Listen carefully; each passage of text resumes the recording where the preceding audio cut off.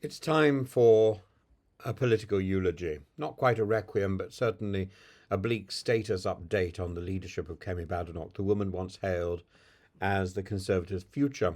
But God knows who was saying that, because it wasn't me. Now visibly floundering in its present. Rachel Cunliffe's piece in the New Statesman, What Went Wrong, is a scathing and ultimately fair autopsy of Badenoch's brief, failing tenure as leader of the opposition. It raises a fundamental question. Is it salvageable? Or more bluntly, would anybody notice if she simply went? Let's not pretend that Badenoch inherited a party on the brink of revival. The Conservative brand is utterly broken, tarnished by a rotating door of scandal, incompetence, and Johnsonian self-sabotage. I thought you thought I was going to say self-abuse there, didn't you? Well, it might have been much the same sort of thing, really. Don't stain the sofa.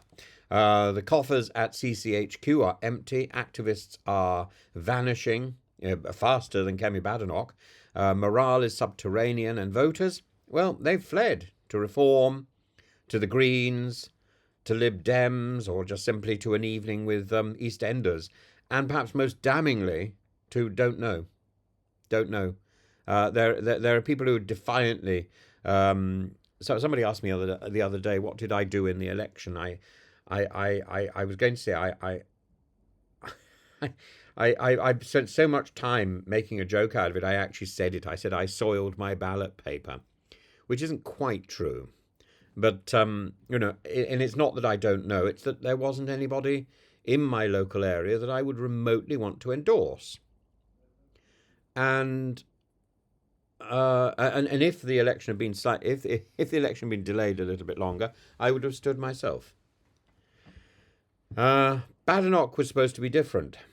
Intellectual, unafraid of the culture wars, profoundly unpolished. But as Cunliffe points out, she's failed to grasp that opposition leadership is not all op-eds and oratory. It's a lot of dreary logistics, kissing babies, stroking donors, charming the disenchanted foot soldiers who power British elections. This is not in her temperament. She hates networking. She arrives late, she talks big, she connects rarely. Meanwhile, Reform UK continues to siphon off right-wing voters, with Farage looming like Banquo's ghost, and to Badenoch's left, Starmer is increasingly sounding like a Tory from the 1990s. Trapped between small c conservatism and populist rage, Badenoch finds herself not bestriding both worlds, but swallowed by the void that's opening up between them, just under her feet. And so the muttering begins. Robert Jenrick is openly manoeuvring, casting himself as the bridge to reform. But as Andrew Marr dryly notes, that's not a bridge so much as a tightrope stretched over a swamp. Jenrick is pro-Farage, pro-border, pro-something we can't quite define. And of course, he's a convert. He's only recently become so professional. And as Michael Gove observed, any formal alliance with Reform is electoral fantasy. Farage doesn't share, he conquers.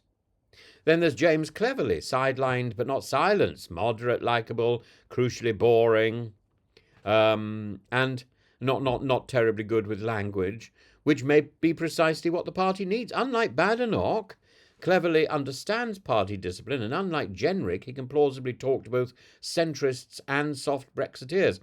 Were he to recall figures like Jeremy Hunt and Rishi Sunak, yes, both deeply flawed but still recognisable to the mainstream, it might signal a serious tilt back towards electability. But wait, because no Tory psychodrama would be complete without the haunting portrait falling from the wall and a shadowy figure muttering, "Bring back Doris!"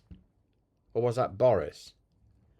Indeed, David Gawke, writing for the New Statesman, notes that Johnson's name is once again being whispered in the corridors of power. Nadine Dorries is all in, of course. I'm all in. But Marr captures the mood.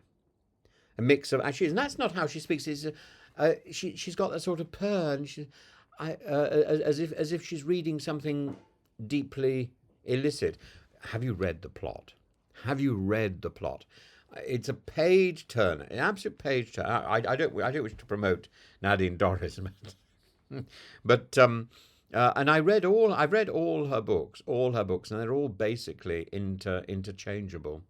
It's just some of the names which are all forgettable, even in the plot. Anyway, like a man who burned the house down. Here, Boris should re-enter with a bucket of water and a gin.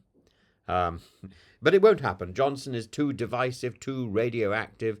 He's dug the moat. He's written the memoir. He is, as Ma says, at a loose end, but Tory MPs aren't foolish enough yet to hand him back the keys. So where does that leave us? It leaves us with a leader in Kemi Badenoch, who is tainted and temperamentally unsuited to the job, a party crumbling in stature, vision and purpose, and a membership so divided between Farage fanciers, woo, I'm a Farage fancier, and centrist holdouts that almost any successor will be crowned over the sound of grinding teeth. Perhaps the saddest truth is this: Badenoch may not be replaced because no one else truly wants the poisoned chalice. They are waiting for May's electoral slaughter, waiting for the next wave of defections, waiting for the moment when the job becomes easier, which it never will. Until then, the Tories may find themselves not led, but slowly, visibly vanishing.